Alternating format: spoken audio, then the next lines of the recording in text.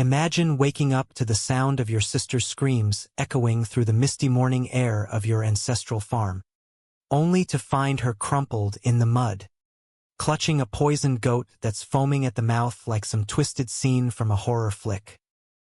That's not just a nightmare.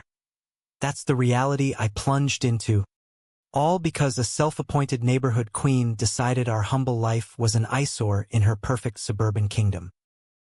And let me tell you, folks, when push came to shove, I didn't just push back. I dismantled her empire brick by gilded brick, with a grin that hid the rage boiling underneath. Picture this: a quiet corner of Tennessee, where the Smoky Mountains roll like ancient guardians, and family farms like mine have stood defiant against time itself. My name's Jack Harlan, and that land? It's not just soil, it's the bones of my forebears. Great-Grandpa Harlan carved it out of wilderness back when roads were just muddy trails trodden by mules. Every Harlan since has poured sweat and soul into it, turning rocky fields into green pastures, raising livestock that fed generations. My folks, God rest them, were the epitome of grit. Dad with his calloused hands fixing fences till dusk. Mom baking pies from berries she'd picked at dawn. They drilled into me and my sister Ellie that this place was sacred. You don't sell your soul for shiny new things, Dad would say, his voice gravelly from years of hollering at stubborn cows. But souls get tested when progress rolls in on bulldozers. Enter Willow Creek Estates, the shiny new development that sprouted next door like an invasive weed. McMansions with fake stone facades, manicured lawns that looked like they'd been vacuumed, and an HOA board that acted like they owned the air we breathed.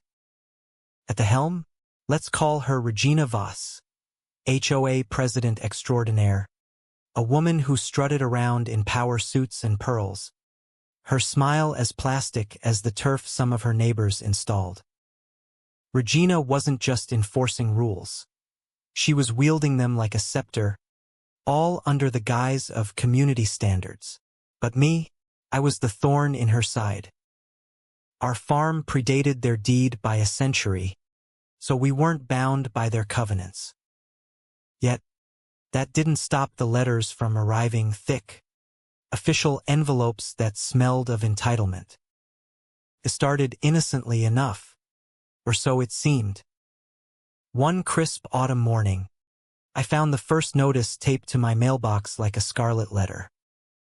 Violation. Unsightly agricultural implements. It read, citing my old John Deere tractor parked in Plainview. Recommendation. Relocate to concealed storage to maintain aesthetic harmony. I chuckled at first, crumpling it up. Aesthetic harmony? That tractor had plowed more earth than their golf carts had ever seen. But then came the fees, demands for contribution to neighborhood upkeep, even though our fence line marked a clear divide. I ignored them, focusing on the farm. Ellie, my soft-spoken sister, handled the animals with a tenderness that could melt stone. She had this spotted goat named Daisy she'd bottle-fed as a kid. That goat trailed her everywhere, nuzzling her hand like a loyal dog. After our parents passed, Dad from a sudden stroke in the fields, Mom from the grief that followed, Daisy was Ellie's anchor. I kept things running, but whispers started circulating. Neighbors from the estates would drive by slow, peering over the fence, muttering about that eyesore farm dragging down values. I heard the rumors at the local diner. Jack Harlan's a stubborn relic, refusing to evolve. Boy no? Yeah. They painted me as the backward hick, too dumb to see the benefits of their gated paradise. I stayed silent, observing. Regina's game was clear. She wanted our land for expansion, to flip it to developers for a fat commission. But she played it coy, all smiles and community spirit. The real trouble brewed when I finally called her. Mrs. "Vas," I said politely over the phone. "There's been a mix-up. We're not part of your association." Her response, a saccharine laugh that could curdle milk. "Oh, Mr. Harlan, darling, we're all in this together now. Your rustic charm is lovely in a quaint way, but standards must be upheld. Think of the children. They deserve better than crowing roosters at dawn." I hung up, my jaw tight. Backward, quaint, it was Mia Mai at its finest. Coming from a woman whose community events were cocktail parties, where they gossiped about who had the wrong shade of mailbox. Subtle jabs turned to outright harassment. Trash appeared in our driveway overnight, fast food wrappers, soda cans, as if we'd hosted a frat party. Then, dead rodents in the mailbox, their beady eyes staring up like accusations. "Probably kids," the sheriff said when I reported it, but I knew better. Regina's board was behind it, testing our resolve. Ellie started jumping at shadows, her gentle nature cracking under the pressure. "Jack, why can't they just leave us be?" she'd whisper, stroking Daisy's fur for comfort. Things escalated when false reports flooded in. Animal control showed up unannounced, claiming complaints of neglect. "Starving livestock," the inspector read from his clipboard, eyeing our plump cows and healthy goats. We passed inspection with flying colors. Our animals were pampered better than Regina's pampered poodle. But the humiliation stung. Ellie teared up during the ordeal, hugging Daisy tight. "They're trying to break us," she said later, her voice trembling. I nodded, still silent, but inside, I was cataloging every incident, every face. The phone calls to the sheriff ramped up next. "Domestic disturbance," they'd report, when it was just Ellie and me sharing a quiet supper.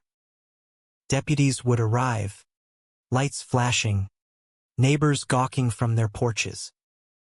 "False alarm," they'd mutter, knowing us as good folk. But the stress gnawed at Ellie. She stopped tending the garden, her once bright eyes dulled by fear. Then came the night that shattered everything. I was in town picking up supplies when my phone rang. Ellie's voice, hysterical. "Jack, lights." Red dots on me. "They're coming." My heart plummeted. I floored the truck, gravel flying. By the time I arrived, SWAT was swarming our farmhouse, rifles trained, shouting commands.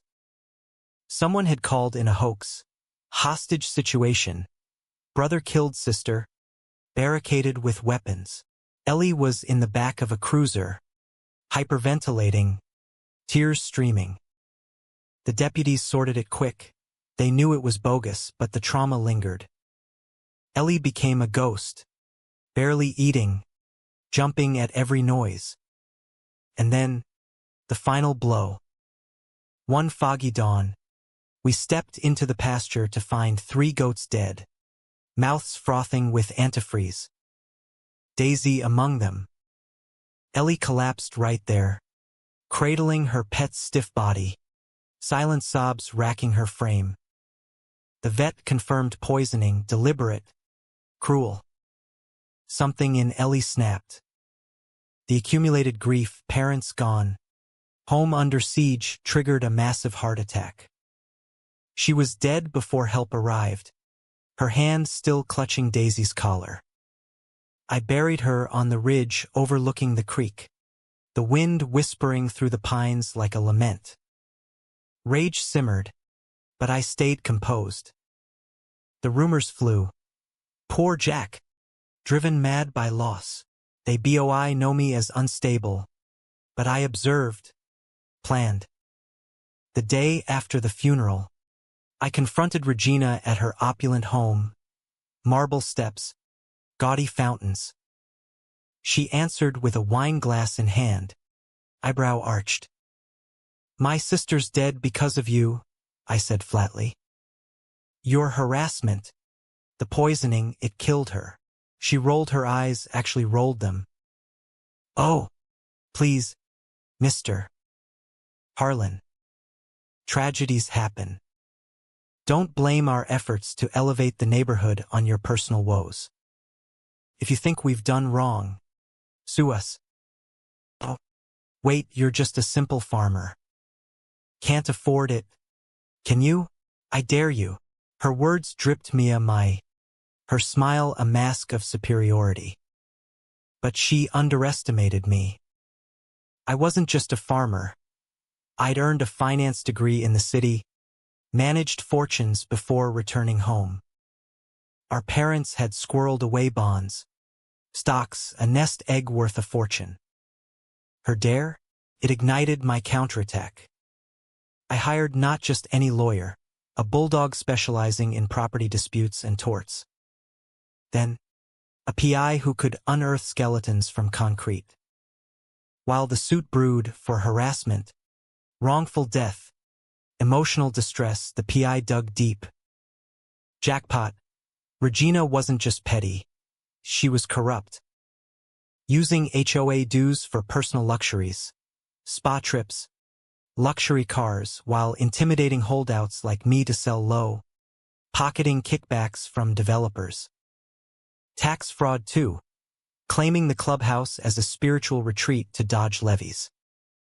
Evidence piled up. Recordings of her snide calls, videos of her minions vandalizing our property.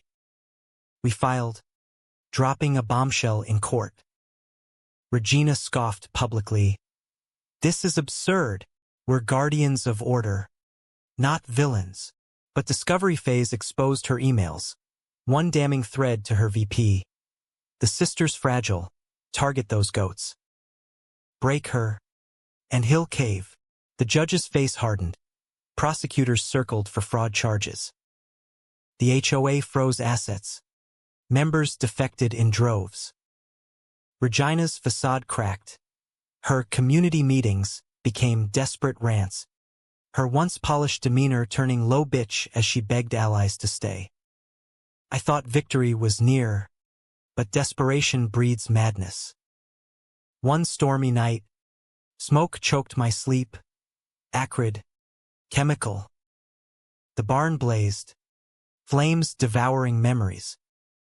I bolted out, freeing horses amid the inferno. Spotting two shadows fleeing with gas cans, I grabbed my shotgun and pursued, thorns tearing at my skin. At the treeline, I cornered them, Regina and her husband, his hand fumbling for a gun. I racked the slide CHK, and fired overhead. Drop it, knees. Now.